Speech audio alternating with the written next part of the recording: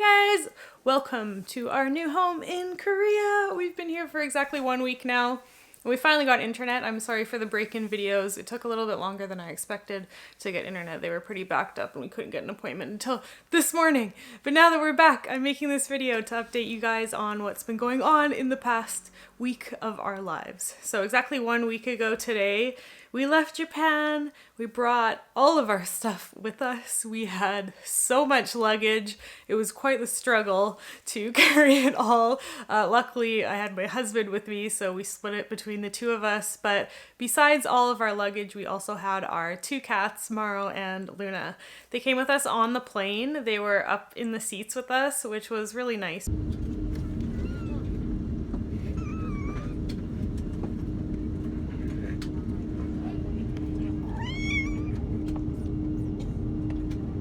They hate cars, they hate going outside in general, so being on a plane was pretty terrifying for them.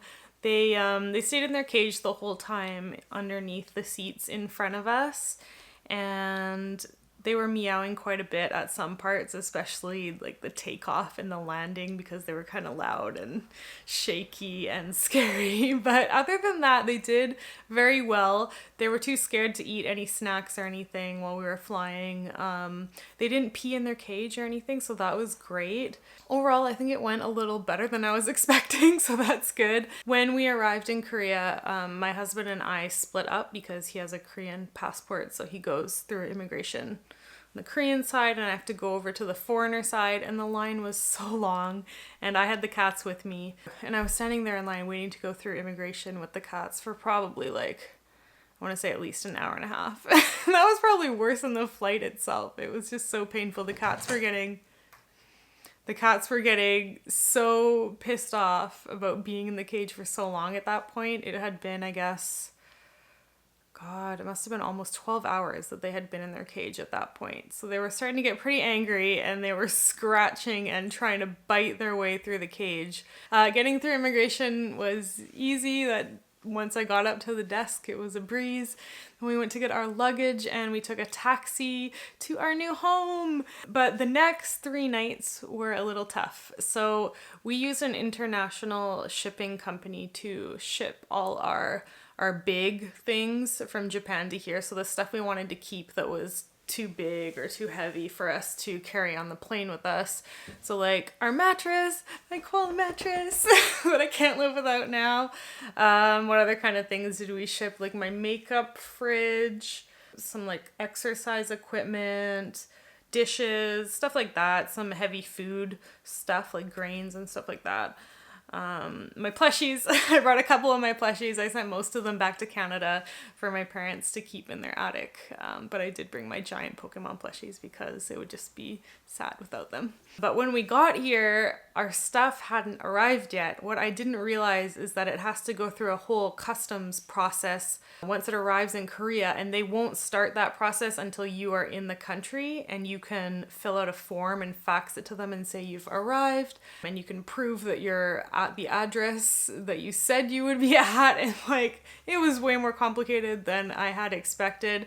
So we arrived and we sent in those forms and we had to wait 4 days to get our stuff. So that meant 4 days without any blankets or mattress or anything. Luckily, we had this one cat pillow in our luggage that I used to sleep on. My husband used a scarf, I think, as a pillow, and all we did was sleep on like a towel on the floor. I'll put a picture here, but this was my bed for 3 nights. It was hell.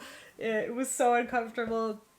I've never been so happy to sleep on a mattress. The night this arrived was just like the best sleep of my life. So that's how our first 4 days went.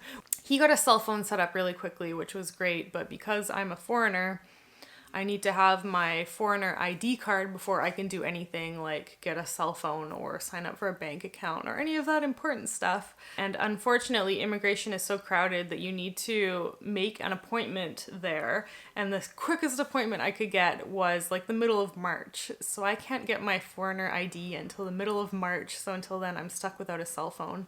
But I did order like a travel SIM card so that I can use my phone a bit.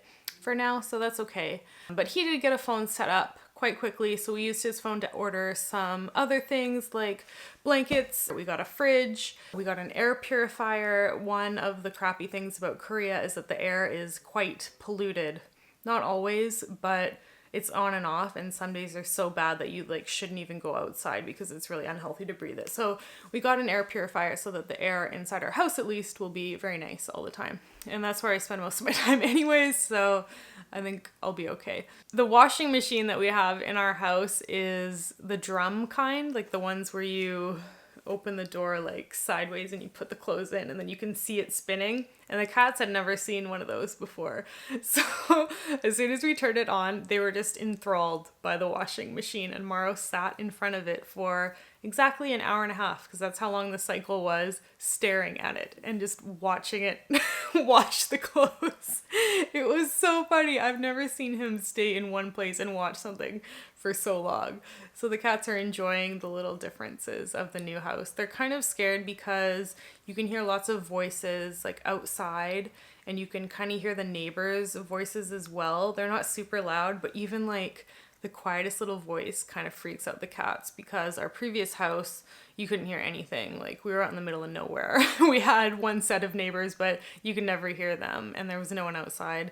So that's kind of new for them, and I think they're scared that those voices are people that are going to come into the house, and they're quite nervous around other people. But they've slowly been getting used to that over the week, so I think they'll settle in soon. Probably a little quicker once we get the furniture all set up and like our house organized, because it's kind of like there's stuff everywhere. We ordered a computer desk that we're still waiting for, a sofa, a TV stand, stuff like that, and we're still waiting for a couple pieces of the furniture to arrive. Most of it has arrived now, and our house is starting to take shape.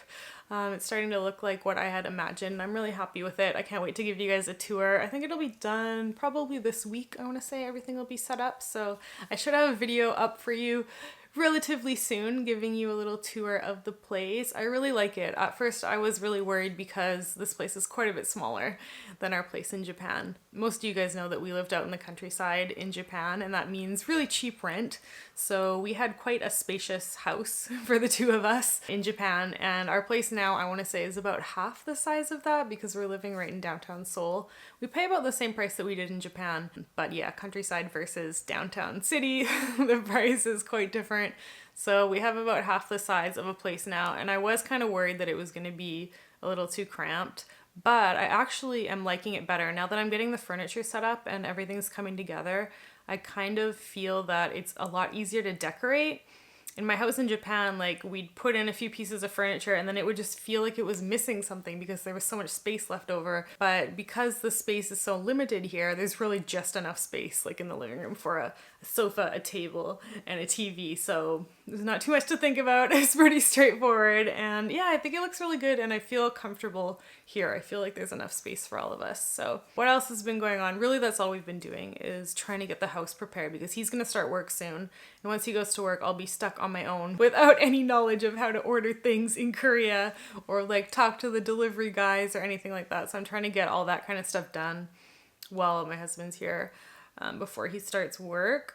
We've also been like exploring around our neighborhood, trying to see what kind of things are around here. I found a couple things that I'm super excited about. Well, one thing I knew was here was a gym. There's a gym like a block away from us. There's actually two. I found another one up the road the other day.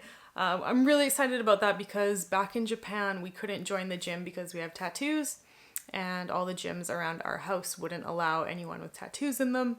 So I've never been able to join a gym in Japan. I really, really missed going to the gym. So super excited about that. We also have an organic supermarket near our house, which I wasn't expecting because those were really like non-existent in Japan. And to have one just like 2 minutes walk from our house is really cool. So we've got that. We've got like this little street market where people are selling local veggies, street foods, clothing, lots of really, really cheap stuff. So my first impressions of living in Korea is that it's going to be a lot more affordable than it was back in Japan. So that's cool. I'm excited about that. As for language, I really have no idea what's going on here. When people talk to me, I can kind of pick out words here and there and understand what they're saying. But as for responding back, not so much. So once things quiet down here, I'm going to break out the books that Megan gave me. She gave me this really nice set of Korean study books, and I'm going to study a little bit every day, and then I'm going to try and apply that practically when I go outside and try and do some shopping in Korean and ordering food. And my Korean friends are super sweet and said they would help me with my Korean as well. So I'm really hoping that I can pick up the language quickly this year. I'm usually pretty good at languages, so I think once I put some real effort into it, I'll be able to handle Korean, so pray for me. Also, I need to add that the people here have been so nice and so understanding that I don't speak Korean, and whenever I try to say something like I'm ordering food at a restaurant or something, and I know I'm saying it wrong because my pronunciation is horrible, they always smile. They think it's so cute that I'm trying, and I love that. It's so encouraging. But like, for example, our real estate agent, we go to her quite a bit when we have any problems with the house or like something we need help with. We'll go to her office just down the road, and every time I go in there, she offers me like bread, and she goes to the bakery and she brings me back some bread or some tea that she bought at the store or some fresh fruit that she picked up. And every time I go in there, she has a present for me, and I just think it's so cute. She's always asking me like, oh, what are you guys doing today? Where are you going? Are you like in Korea? And she's just so friendly. I just get like a really like genuine friendly vibe from everyone, and I really like that. I feel like businesses in Japan are very business-like. That's not a bad thing, it's just different.